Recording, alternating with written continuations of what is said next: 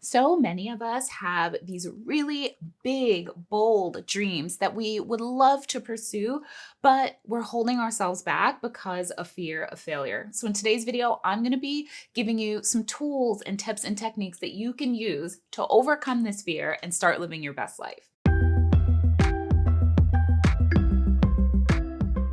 Hi, I'm Tasha from One Big Happy Life, where we are all about helping you create the life that you want.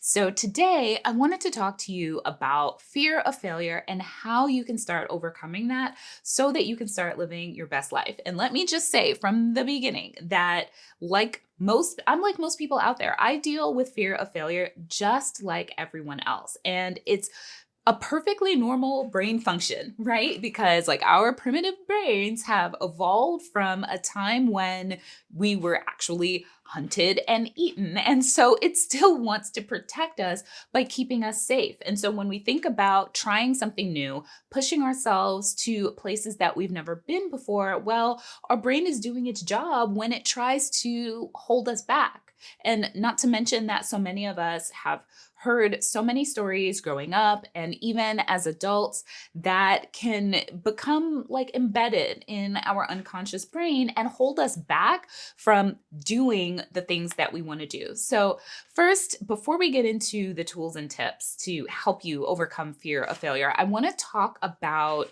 why we fear failure, why that fear actually exists, and some of the things that might be coming up for us that cause us to feel that way. So, fear of failure can be rooted in a lot of different thought patterns, right? Things that we tell ourselves that feed into that fear. So, one of the things might be that if we try something and we fail, well, that's a reflection on us and our capabilities, and it'll actually just prove that we weren't good enough to begin with. And so, rather than even getting started, we're like, well, I'm afraid that I'm not good enough, so I'm not even gonna try.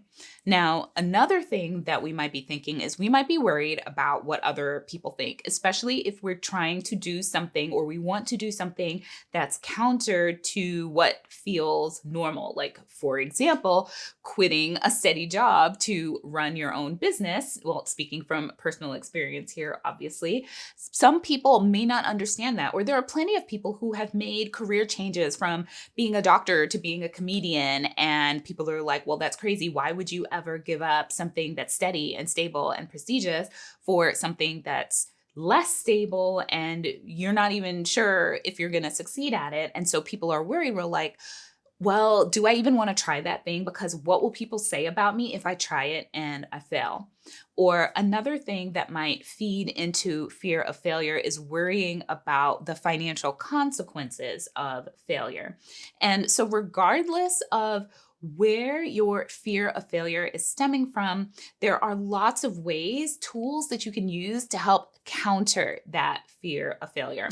And the first thing that I will say when it comes to failure, so we all have this urge to try to avoid failure because it's almost like it reflects back on us and what we're capable of. Or if we fail, it feels like we're never going to succeed.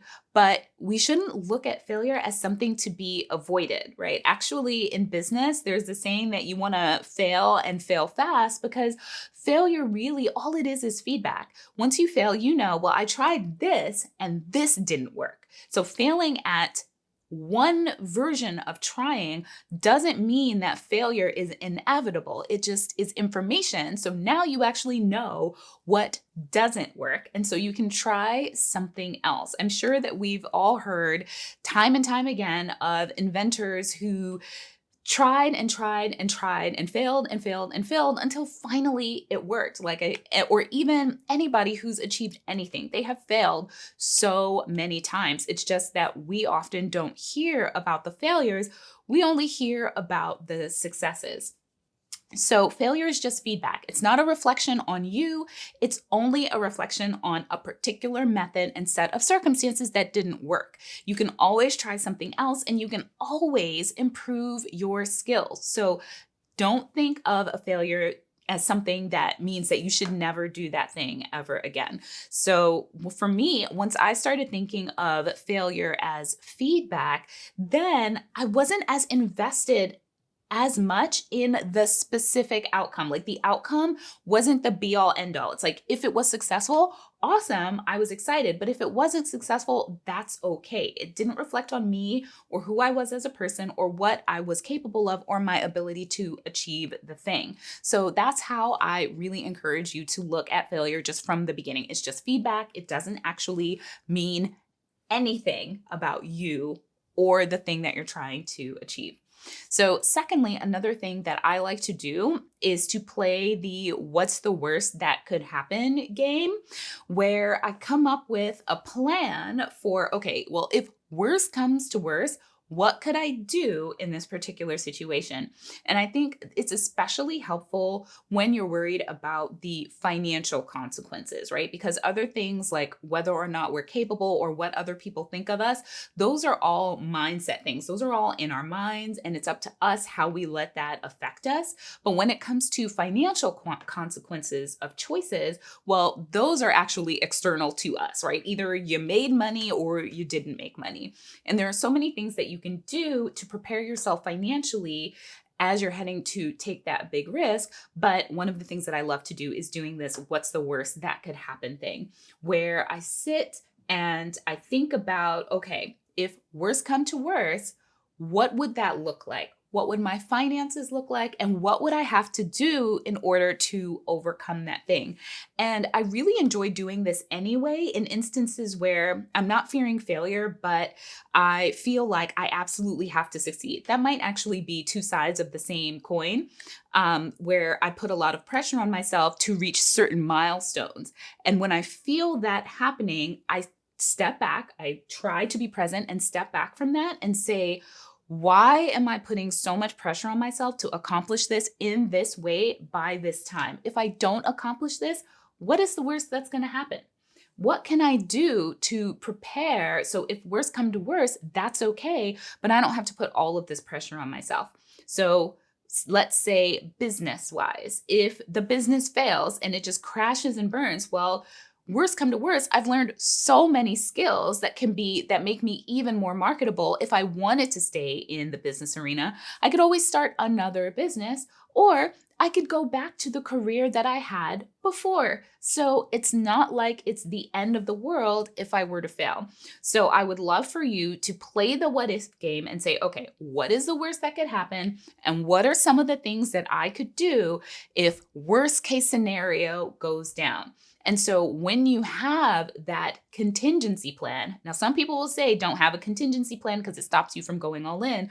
But for me, especially with kids to support, it gives me peace of mind to say, well, worst come to worst, I can always fall back on this. So that erodes a lot of the fear of failure. Another thing to remember is that everything is temporary. Nothing is permanent. So if you failed once, twice, 3 times, 10 times, 50 times, it's still just a temporary setback. And you can keep working at it and you can keep tweaking it, because it only takes one yes, right, for you to be successful. So wherever you are right now, it may feel like this is where you'll always be, but just reminding yourself that this is not where you'll always be. This is not where you have to stay, that you can take steps to change whatever it is that's going on in your life. No matter how many no's you get, no matter how many times you failed, you can always try again. And the last thing that I do when I start feeling that fear of failure is I ask myself, well, how do I want to spend my life? What kind of life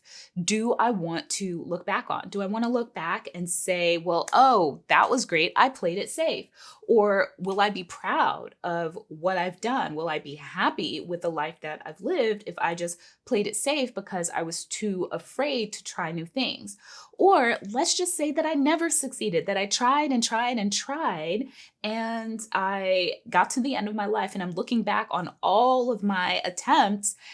I think I'll be really proud of that I really tried really hard, that I lived my life as fully as I possibly could, that I took every moment to step into the best and fullest version of myself, and that I never gave up. Because to me, the alternative, which is settling for less than what I want, is far worse than constantly trying to get a step further towards what I actually want, even if I never quite get there. And the last thing that I will say is to redefine what success looks like. Now, for a lot of people, they'll set a goal. Let's say the goal was lose 50 pounds this year, and they don't reach that goal. And so they're really disappointed because it's the end of the year and maybe they didn't lose any weight. And so they're like, well, that sucked. Or they only lost 20 pounds. They're like, well, I didn't hit my goal. But if we stop looking at the end goal as the definition of success and instead look at how we show up every day for ourselves as the definition of success, well, you can be successful even if you don't quite hit that goal. And like I like to say, life is the thing that happens between our goals. So if you are just so focused on the end, you miss the thing, you miss your actual life, which is the living, the day to day of taking actions and showing up as your best self every single day. So frankly, even if you don't ever get to that end goal, if you show up as that person that you want to be every single day, then you are already successful because you are already living your full and best, happiest and most successful life. So I hope this video was super helpful to you and helps you overcome that fear of failure so that you can start moving forward towards the things that you actually want in life. All right, see you in the next video. Bye.